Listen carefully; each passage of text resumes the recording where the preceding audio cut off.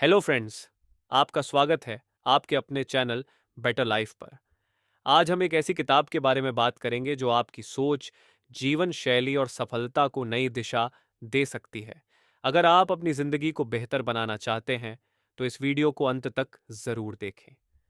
चलिए, शुरू करते हैं इस अद्भुत किताब की यात्रा। आज हम बात करने वाले हैं एक बहुत ही कमाल की किताब के बारे में, जिसका नाम है can't hurt me, master your mind and defy the odds, जिसे डेविड गॉगिंस ने लिखा है। इस किताब का नाम ही सब कुछ कहता है। अपने दिमाग को मास्टर करें और बाधाओं को हराएं। ये किताब एक ऐसे इंसान के बारे में है जिसे बचपन में बुली किया गया, पीटा गया और गाली दिया गया। उसका वजन बहुत ज़्यादा था। स्कूल में वो कुछ खास नहीं कर पाया और पूरी तरह से एक फेलियर था। लेकिन एक दिन सब कुछ बदल गया और एक दिन ये इंसान डेविड गॉगिंस बना।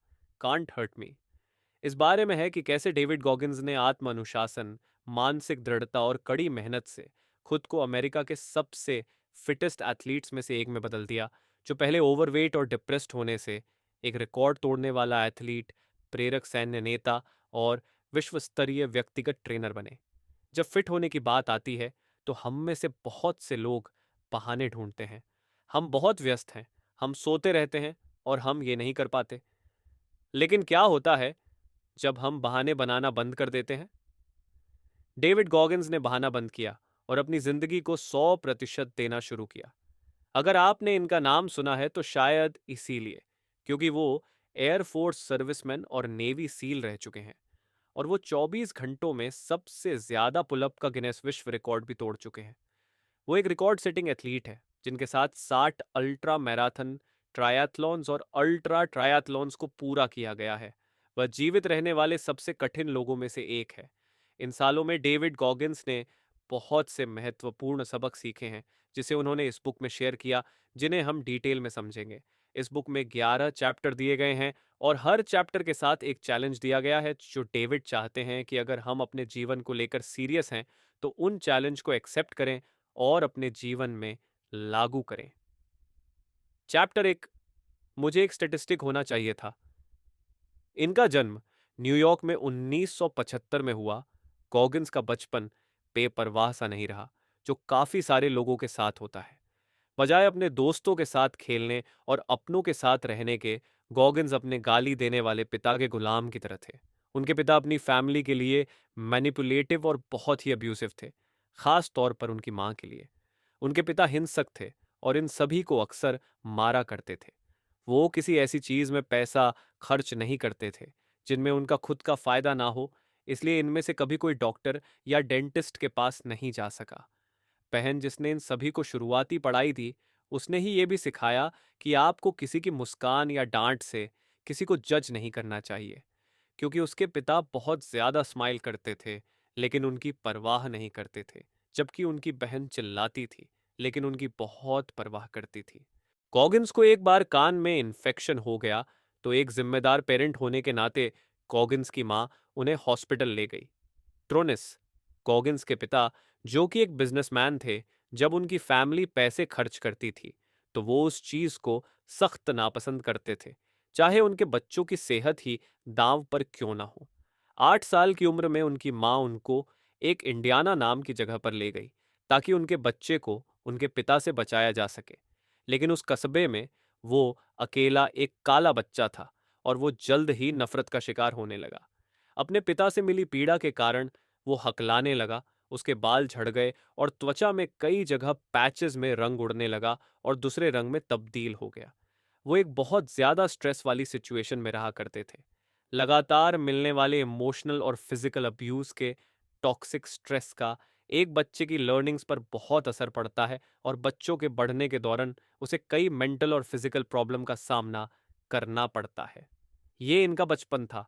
आई एम श्योर कि हम में से सभी का डेविड से बेहतर बचपन रहा है ना? अब चलिए बढ़ते हैं आपके लिए उनके चैलेंज की ओर। चुनौती नंबर 1, आज आपको जो चुनौती दे रहा है उसकी एक सूची लिखें। आपको किन समस्याओं और सीमाओं का सामना करना पड़ता है? क्या बहाने बना रहे हो? खुद को रोके नहीं, खुद के साथ अच्छे बनने की कोशिश भी ना करें। चैप्टर 2, सत्य दुख देता है। देखिए, जिंदगी मुश्किल है और इसके फेयर होने की उम्मीद मत कीजिए। आपके साथ जो होता है वो आपके ही कारण होता है। खुद को अपनी जिंदगी में होने वाली सभी चीजों के लिए जिम्मेदार ठहराए, नहीं तो आप कंट्रोल खो देंगे। अगर आप कहते हैं कि लोग आपकी असफलता के लिए जिम्मेदार हैं, इसका मतलब ये हुआ कि लोग आपकी जिंदगी कंट्रोल कर रहे हैं, और सोचने के लिए ये एक खतरनाक चीज है। लोग आपकी जिंदगी को कंट्रोल नहीं करते, सिर्फ आप ही अपने जीवन के लिए जिम्मेदार होते हैं। गॉगिंस कहते हैं कि उनके जीवन में एक नए रीति की शुरुआत हुई। रीति सरल था। वो रोज हर रात अपने चेहरे और सर को शेव करते और खुद के साथ असली रहते हैं। खुद को बोलते हैं वो गलत जा रहे हैं, वो भी जोर से बोलते हैं। वो गोल सेट करते, उन्हें नोट्स की तरह लिखते, और जिसे वो अकाउंटेबिलिटी मिरर कहते थे उस पर चिपका देते, जिसमें देखकर वो रोज शेव किया करते थे, ताकि रोज वो खुद को अपने सेट किए हुए गोल के प्रति जवाबदेह ठहरा सके। अपना बिस्तर रोज ऐसे बनाओ जैसे आप मिलिट्री में हैं। अपने कपड़े पहनना, अपना सर रोज मॉर्निंग में शेव करना, घास काटना और बर्तन धोना। बदलने का एक ही रास्ता है, खुद के साथ असली होना। अगर आप कुछ नहीं जानते और कभी स्कूल नहीं गए, तब कहो कि मैं गंवार हूं। खुद से कहो कि मुझे खुद को उत्थान करके काम करना होगा, नहीं तो मैं जिंदगी में पिछड़ता जाऊंगा। यदि आप आईने में देखते हैं और एक मोटा व्यक्ति देखते हैं, तो अपने आप से यह ना कहें कि आपको कुछ पाउंड खोने की जरूरत है। सच बताओ कि मैं बहुत ज्यादा मोटा हूं। अब सच्चाई को स्वीकार करो और वर्कआउट करना या रनिंग करना या वॉकिंग करना शुरू करो, लेकिन कुछ तो करो। खुद को चुनौती दो। सीखने को लेकर एएफक जुनून विकसित करो और एक उद्देश्य के साथ जियो। जब तक गोगिंस ग्रेजुएट होते, उन्हें मालूम था कि जो कॉन्फिडेंस उन्होंने डेवलप किया है, वो ना तो एक परफेक्ट फैमिली से आया है, ना ही भगवान का दिया हुआ है। ये खुद की जिम्मेदारी लेने से आया है, जिसने उनमें सेल्फ रिस्पेक्ट भर दी, और सेल्फ रिस्पेक्ट आपको आगे का रास्ता दिखाती है। चुनौती नंबर 2, तो अब वक्त है खुद से नजर मिलाने का। अपनी असुरक्षा, सपने और लक्ष्यों को लिखो और अपने शीशे पे चिपका दो। अगर आपको ज्यादा शिक्षा की जरूरत है, खुद को याद दिलाओ कि अभी मेहनत करनी है, क्योंकि आप अभी उतने स्मार्ट नहीं बने हैं। चैप्टर 3, संभव कार्य। अब उन्होंने खुद को डिस्कम्फर्ट में खोजने के लिए ब्रेन वॉश करना शुरू किया। नहीं समझे? मैं समझाता हूं। देखिए, हमें शुरू से समाज में लोगों द्वारा यह सिखाया गया है कि हमें दुख नहीं देखना चाहिए। दुख बुरा होता है, सुख की जिंदगी जियो। यहां तक कि मरने के बाद भी हमें स्वर्ग के सपने ही दिखाते हैं। लेकिन सच ये है कि मरे बिना स्वर्ग भी नहीं मिलता। तो बात सीधी सी है, खुद को चुनौती देना सीखना है और खुद को असहज स्थिति में डालना है। लोहा तपेगा नहीं तो ढलेगा कैसे? अगर गॉगिन्स खुद के स्टैंडर्ड पे खड़े नहीं उतरते, तो उनको अकाउंटेबिलिटी मिरर के सामने खुद को फेस करना पड़ता। लेकिन इस चीज ने उन्हें ट्रैक पर बनाए रखा। गॉगिन्स कहते हैं कि हमें मिरर को फेस करना है, खुद को फेस करना है। इस चीज ने मुझे असहज स्थितियों से लड़ने के लिए मोटिवेटेड किया, और नतीजतन मैं कठिन होता गया। और कठिन और लचीला होने ने मुझे मेरे लक्ष्य तक पहुंचने में मदद की। हमारे लिए यहाँ एक महत्वपूर्ण सबक है, बेचैनी की लालसा करना। इसके बजाय करने के लिए कुछ असुविधाजनक चीजें खोजें, और जल्द ही आप अधिकांश आबादी से अधिक चुनौतीपूर्ण हो जाएंगे। चुनौती नंबर 3।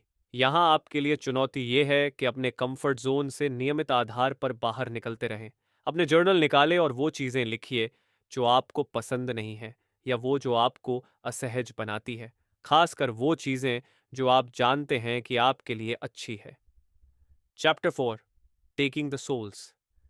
यह chapter mindset, mental toughness, setback और नजरिए के बारे में बात करता है। एक कहावत है कि सब कुछ आपके दिमाग में ही होता है।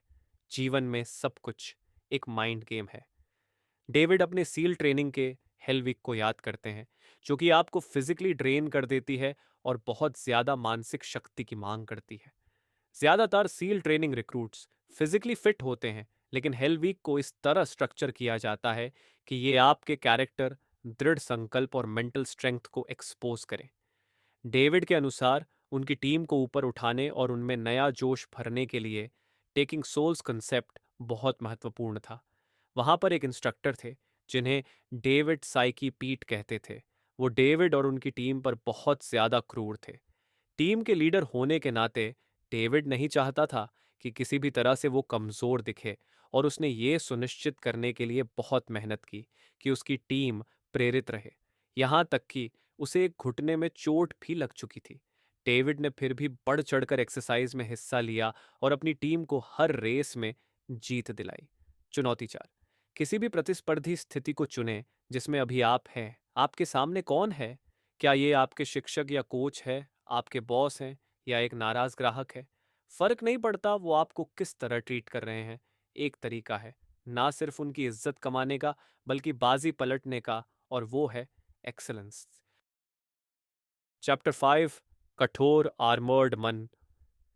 हेल वीक इस तरीके से डिज़ाइन किया जाता है कि यह बताया जा सके कि एक इंसान उसकी सोच से कहीं ज्यादा करने की क्षमता रखता है। यह मानवीय क्षमता की संभावना के प्रति आपके दिमाग को खोलता है और उसके साथ आपकी मानसिकता में भी एक बदलाव लाता है। आपको इसके बाद ज्यादा ठंडा पानी से या पूरे दिन पुशअप करने से डर नहीं लगता। आपको एहसास होता है कि फर्क नहीं पड़ता वो आपके साथ क्या करते हैं, वो कभी आपको तोड़ नहीं सकते। एक आर्मर्ड दिमाग विकसित करना, ऐसा मानसिकता जो इतना कठोर और कठिन हो कि यह बुलेट प्रूफ बन जाए। आपको अपने सभी डर और असुरक्षा के स्रोत तक पहुंचने की जरूरत है। कॉगिंस का पांव टूट गया था। उनके प्रशिक्षक उनके लिए बहुत क्रूर थे। सभी सोचने थे कि वो कभी हेल वीक पूरा नहीं कर पाएंगे, लेकिन ये शख्स डेविड गॉगिंस सभी को बताता है कि एक आर्मर दिमाग क्या कर सकता है। वो चुनौती चाहता है। वो चुनौती ढूंढते और उन्होंने अपने हाथ में ली। उनकी परफॉर्मेंस कई और लोगों से बेहतर होती थी क्योंकि वो चुनौती को ऐसी चीजों की तरह देखते थे जिसे वो चाहते हैं। मुझे लगता है ये निशानी है एक लीडर और एक ऐसे व्यक्ति की जो हर उस चीज में अपनी छाप छोड़ देते हैं जिसे भी वो करते हैं। वो कहते हैं कि आप दर्द को इस तरह स्वीकार करें जैसे कि ये एक नेचुरल प्रोसेस हो, और हार मान लेने या पलट जाने से मना कर दें। आपको हर उस फील्ड में एफर्ट, वर्क और फ्रिक्शन डालना है जिसे आप अपने जीवन में इम्प्रूव करना चाहते हैं। आपके नुकसान आपकी कहानी को और भी ज्यादा बेहतर बनाएंगे। चुनौती मदरा पांच। उन चीजों के बारे में सोचिए जिन्हें आप बदल सकते हैं। एक लक्ष्य बनाएं और इससे ओवरकम करना या पाने को विजुअलाइज करें। इमेजिन करें कि यह सक्सेस किस तरह दिखाई देगी और महसूस होगी। और यह भी कि आप रास्ते में आने वाली बाधाओं को भी कल्पना करें। जवाबदेही दर्पण के लिए, रोज की मुसीबतों से लड़ने के लिए विजुअलाइजेशन का सहारा लें।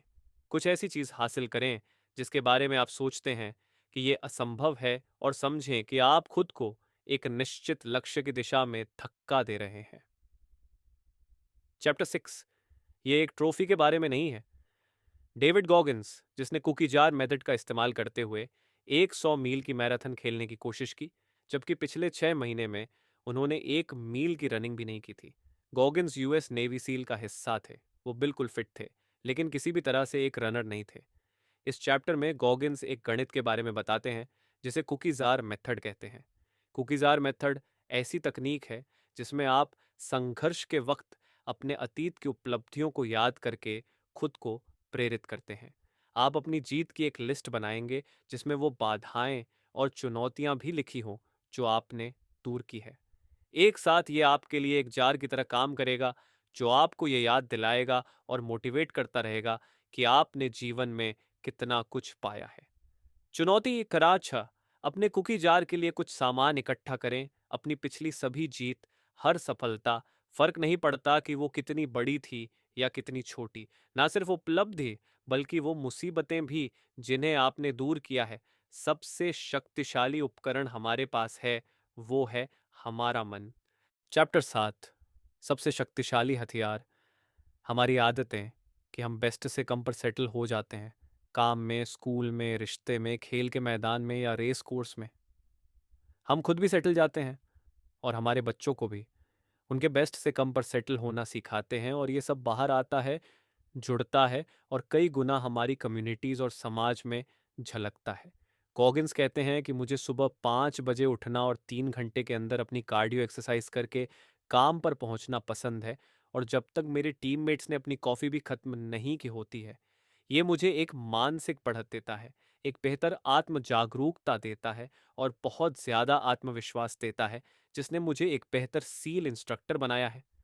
सुबह जल्दी उठना आपको जीवन के सभी एरिया में बेहतर बनाता है। चैलेंज हर साथ शारीरिक चुनौतियों में इतना दर्द और पीड़ा शामिल है कि यह आपके आंतरिक संवाद की कमान संभालने का सबसे अच्छा प्रशिक्षण है। एक नई मिलने वाली मेंटल स्ट्रेंथ और कॉन्फिडेंस जो आपको खुद को लगातार फिजिकली पुश करने से मिलती है, वो आपको जीवन के दूसरे पहलू में भी ऊपर उठाती है। बॉटम लाइन ये है कि जीवन एक बड़ा माइंड गेम है। अकेला व्यक्ति जिसके खिलाफ आप खेल रहे हैं वो आप खुद ही है। तो खुद को बेहतर बनाएं, सुबह जल्दी उठाएं और कुछ फिजिकल ट्रेनिंग करें। ये आपको फिजिकली स्ट्रांग तो बनाएगा ही, मेंटली भी मजबूती देगा। चैप्टर 8। प्रतिभा की आवश्यकता नहीं है। कॉगिन्स कहते हैं कि मेरा वर्क एथिक मेरी कामयाबी में अकेला सबसे महत्वपूर्ण फैक्टर रहा है, बाकी सब सेकेंडरी है। और जब बात हार्ड वर्क की आती है, चाहे जिम में हो या जॉब पर हो, 40% रूल अप्लाई होता है। मेरे लिए एक 40 घंटे का वर्क वीक मतलब 40% मेहनत होती है। यह संतोषजनक हो सकता है, लेकिन यह भी एक अलग तरह की औसत सोच है। 40 घंटे के वर्क वीक में सेटल ना हो। एक हफ्ते में 168 घंटे होते हैं, जिसका मतलब यह है बिना अपनी एक्सरसाइज मिस किए अपने काम में एक्स्ट्रा समय डालने के लिए आपके पास कई घंटे हैं। इसका मतलब अपने पोषण को आसान बनाना, अपनी फैमिली के साथ क्वालिटी समय बिताना। इसका मतलब यह है कि आपको अपनी जिंदगी के हर दिन को एक 24 घंटे के मिशन की तरह बनाना। ज्यादातर लोग अपने दिन के 4 से 5 घंटे बर्बाद करते हैं, और अगर आप इसे पहचानना और इसका इस्तेमाल करना सीख जाए तो आप अपनी प्रोडक्टिविटी बढ़ाने के रास्ते पर होंगे। चुनौती नंबर 8। एक मल्टीटास्कर बनने के बजाय अपने दिन को बांटे। पहले हफ्ते में अपने पूरे वीक की पूरी डिटेल, जैसे कि किस चीज में आप कितना वक्त लगाने वाले हैं। दूसरे हफ्ते में एक बेहतरीन स्केड्यूल बनाएं और हर चीज को 15 से 30 मिनट के ब्लॉक्स में रखें। अपना फोकस हर चीज में रखें और टाइम स्टैम्प के नोट्स बनाएं। तीसरे हफ्ते में आपके पास एक वर्किंग स्केड्यूल होना चाहिए जो बिना आपकी नींद को बलिदान किए आपके प्रयास को अधिकतम करें। चैप्टर 9। असामान्य के बीच असामान्य। गॉगिन्स को रेंजर स्कूल जाना बहुत पसंद था, क्योंकि फर्क नहीं पड़ता कि आप बाहर की दुनिया में क्या हो, आपको अपने अंदर सब कुछ शुरू से ही शुरू करना होता है। फर्क नहीं पड़ता हम जीवन में क्या हासिल कर लें, हम कभी संतुष्ट नहीं हो सकते। जिंदगी एक चलते रहने वाला खेल है, या तो हम बेहतर बन रहे होते हैं या बदतर। हमें हमारी जीत को सेलिब्रेट करना चाहिए, लेकिन एक बार ये हो जाए, हमें नए गोल और नए रूटीन बनाने की ज़रूरत है और अगले दिन फिर से ज़ीरो से शुरू करने की ज़रूरत है। चुनौती नंबर 9। अपने आस-पास के लोगों से बेहतर होने के लिए जो हो सकता है, करें। अगर आपके पास के लोग पहले से बहुत अच्छा कर रहे हैं, तो जो नंबर 1 बनने के लिए किया जा सकता है, वो कीजिए। चैप्टर 10। असफलता का अधिकार। गॉगिन्स डेल्टा ट्रेनिंग पास करने वाले थे, लेकिन वो चूक गए क्योंकि वो कुछ वक्त के लिए अनफोकस्ड हो गए थे। जब वो पुलअप्स लगाने का वर्ल्ड रिकॉर्ड बनाने में असफल हो गए, तो उन्होंने एक आफ्टर एक्शन रिपोर्ट बनाई। ये ज़रूरी है कि आप अपने काम का पोस्टमार्टम करें। फर्क नहीं पड़ता कि आप इस मिशन में सफल रहे या असफल हैं, ये आपको एक नई दिशा दिखाएगा। हमें अपने आप को ऐसे लोगों से घेरना चाहिए जो हमें बताते हैं कि हमें क्या सुनना चाहिए, न कि वह जो हम सुनना चाहते हैं। लेकिन उसी वक्त हमें यह भी महसूस ना कराए कि हम कोई असंभव काम करने की कोशिश कर रहे हैं। असफलता भविष्य की सफलता के लिए एक सीढ़ी है। ज्यादातर लड़ाइयाँ हमारे दिमाग में ही हारी और जीती जाती है, और जब हम अपने आप में होते हैं तब हम अकेले नहीं होते। हमारे विचार हमारे साथ होते हैं, इन पर होश पूर्वक ध्यान दें, ये आपको बर्बाद ना कर दे। जब रॉजर बैनिस्टर 1950 में 4 मिनट में 1 मील दौड़ने का रिकॉर्ड तोड़ने की कोशिश कर रहे थे, एक्सपर्ट्स ने उन्हें कहा यह नहीं किया जा सकता, लेकिन इस चीज ने उन्हें रोका नहीं। वो एक के बाद एक फेल हुए, लेकिन वो लगे रहे, और जब उन्होंने ऐतिहासिक रूप से 6 मई 1954 को 3 मिनट 59 सेकंड में ये दौड़ पूरी की, तो उन्होंने न सिर्फ एक रिकॉर्ड तोड़ा, इसे संभव साबित करके उन्होंने कई लोगों के लिए दरवाजे भी खोल दिए। 6 हफ्ते बाद उनका रिकॉर्ड भी तोड़ दिया गया, और अब तक 1000 से ज्यादा लोग ये कारनामा कर चुके हैं, जिसे इंसानी क्षमता से ऊपर की चीज माना जाता था। चुनौती 10। अपने सभी असफलताएं लिखें। अपने फेलियर से आने वाली सभी पॉजिटिव चीजें लिखें। डिस्क्राइब करें किस तरह आपने अपने फेलियर हैंडल किए थे। इनको वापस याद करें और उन चीज़ों की लिस्ट बनाएं जिन्हें आप सुधार सकते हैं। ये आपकी आफ्टर एक्शन रिपोर्ट है। अपने कैलेंडर पर जाएं और जितना जल्दी हो सके खुद को अगले प्रयास के लिए स्केड्यूल करें।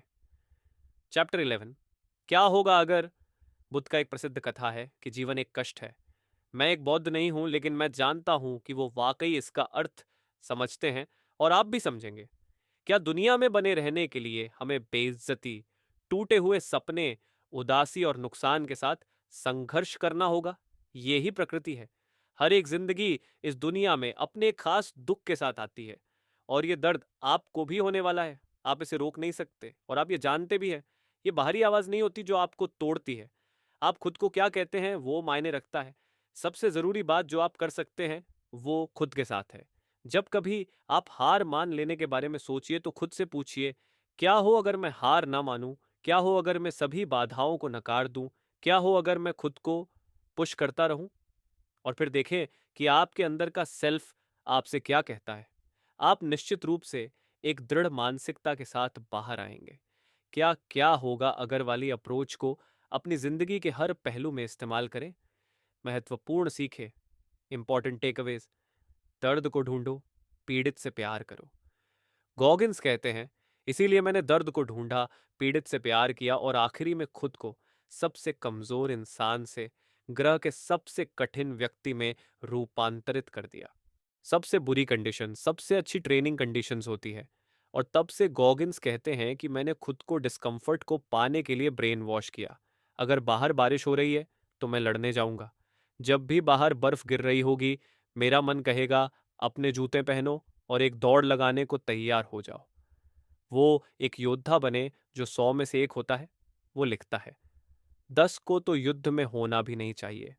80 आसान लक्ष्य है, 9 असली लड़के हैं और हम उनके होने के लिए खुशनसीब हैं और वो ही एक अच्छी लड़ाई बनाते हैं। लेकिन जो एक है वो असली योद्धा होता है। अपने मन को मास्टर करें। सिर्फ आप अपने दिमाग को मास्टर कर सकते हैं, जो कि ऐसी उपलब्धि से भरी बोल्ड जीवन जीने के लिए चाहिए जिन्हें लोग अपनी क्षमता से बाहर मानते हैं। विपत्तियों को खुद को बदलने के लिए अपने ईंधन में बदलें, क्योंकि जब आप संचालित होते हैं तो आपके सामने जो हो, चाहे ये नस्लवाद, लिंगवाद, चोटें, तलाक, अवसाद, मोटापा, त्रासदी या गरीबी हो, ये आपके परिवर्तन के लिए ईंधन बन जाता है। कॉन्फिडेंस आता है पर्सनल अकाउंटेबिलिटी से। गॉगिंस कहते हैं कि जब मैं ग्रेजुएट हुआ मैं जानता था जो कॉन्फिडेंस मैंने डेवलप किया है वो किसी परफेक्ट फैमिली या गॉड गिफ्ट टैलेंट से नहीं आया। ये आया है पर्सनल अकाउंटेबिलिटी से, जिसने मुझे सेल्फ रिस्पेक्ट दी और सेल्फ रिस्पेक्ट हमेशा आगे का रास्ता दिखाता है। गॉगिंस कहते हैं कि मुझे 5 बजे उठकर 3 घंटे के अंदर कार्डियो करके काम पर होना पसंद था। ये मुझे मेंटल एज देता था, एक सेल्फ अवेयरनेस की बेहतर समझ और बहुत सारा सेल्फ कॉन्फिडेंस, जिसने मुझे एक बेहतर सीएल इंस्ट्रक्टर बनाया। सुबह जल्दी उठना आपके लिए ये चीज़ें कर सकता है। ये आपको जीवन के सारे पहलुओं में बेहतर बनाएगा। जो आपको असहज बनाता है उसे पहले करें। अपना जर्नल निकालें और जो चीज़ें आपको पसंद ना हो या अनकंफर्टेबल बनाएं वो लिखें। खासकर वो चीज़ें जो आप जानते हैं कि आपके लिए सही है। अब जाइए और इन्हें एक एक करके करना शुरू करें। तो दोस्तों, ये थी इस किताब की समरी और इसके मुख्य सबक। मुझे उम्मीद है कि ये समरी आपको पसंद आई होगी और आपने खुद को शातिशाली बनाने के लिए बहुत सी चीज़ें सीखी होंगी। अगर आप इस किताब को खरीदना चाहते हैं तो लिंक है डिस्क्रिप्शन में। चैनल बेटर लाइफ को सब्सक्राइब करना ना भूलें और इस वीडियो को लाइक और शेयर ज़रूर करें। अगले वीडियो में फिर मिलेंगे एक नई किताब के साथ। धन्यवाद।